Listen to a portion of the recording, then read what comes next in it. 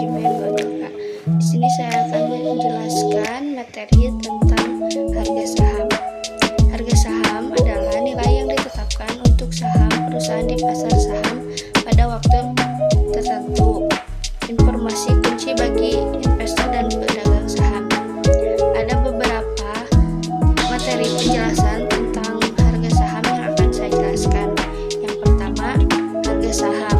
Harga saham adalah harga terbaru di mana saham perusahaan diperdagangkan di pasar saham. Harga ini berubah sepanjang hari pedagang sesuai dengan penawaran dan permintaan. Yang kedua, pasar saham.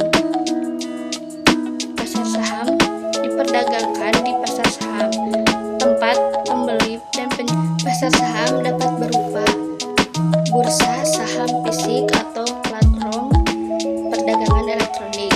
Yang ketiga, penawaran dan permintaan.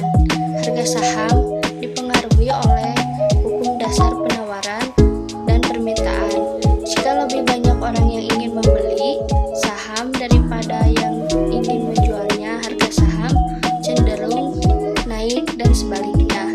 Yang keempat, poin persentase.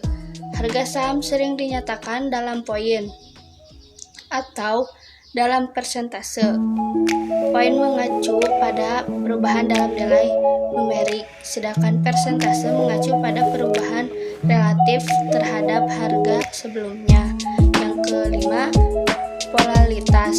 Harga saham dapat mengalami fluktuasi harian yang signifikan. Volatilitas adalah ukuran perubahan harga seiring waktu dan dapat mempengaruhi risiko investasi.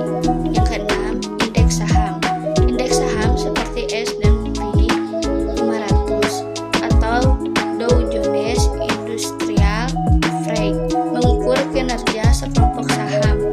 Perubahan dalam indeks ini sering digunakan sebagai indikator umum kesehatan pasar saham. Yang ketujuh, yaitu faktor-faktor penggerak harga saham. Harga saham dapat dipengaruhi oleh berbagai faktor, termasuk kinerja perusahaan, berita ekonomi, suku bunga, perubahan dalam industri, dan sentimen pasar.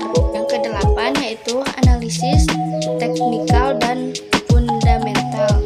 Investor menggunakan analisis teknikal dan analisis fundamental untuk membuat keputusan investasi. Yang kesembilan, dividen.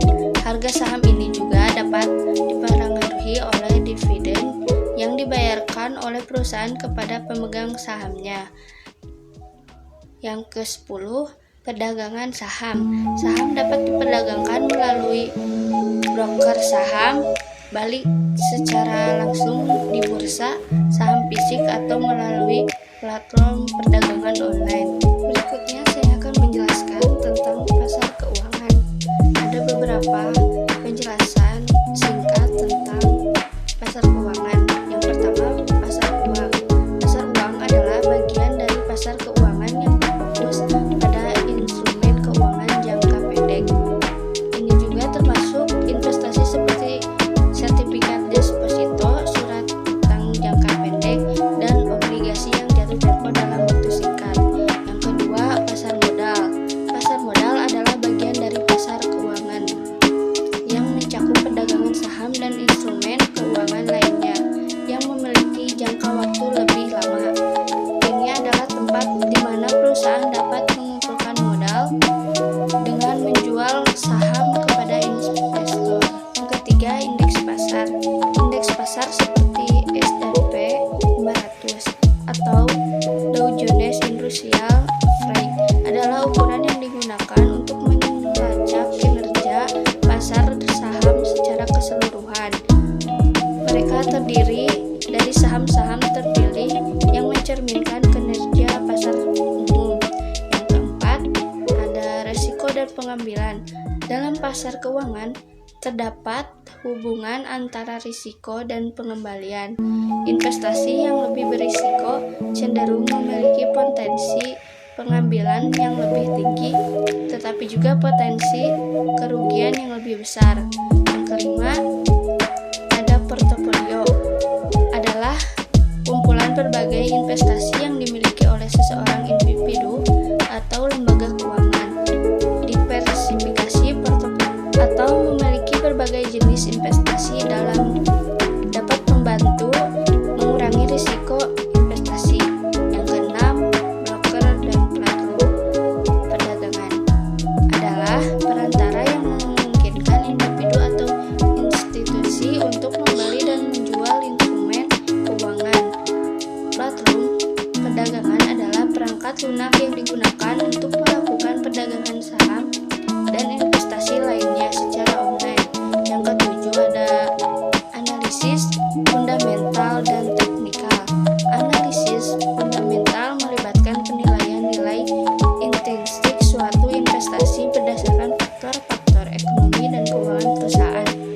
Analisis teknikal di sisi lain menggunakan grafik dan data historis untuk mencoba memprediksi pergerakan harga di masa depan. Yang kedelapan ada krisis keuangan.